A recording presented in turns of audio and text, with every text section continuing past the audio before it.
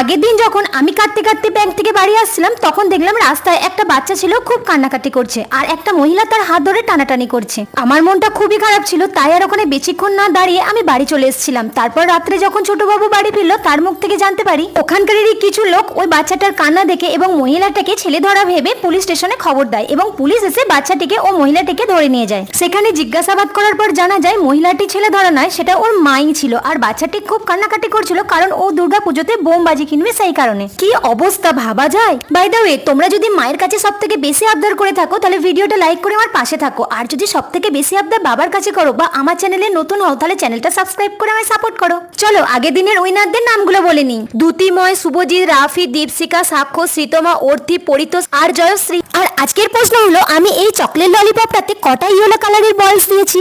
আর একটা ছোট্ট বোন কমেন্ট করেছে টুইঙ্কেল টুইঙ্কেল লিটল স্টার দিদি তুমি সুপারস্টার, নাম নাফিয়া। Thank you Nafia.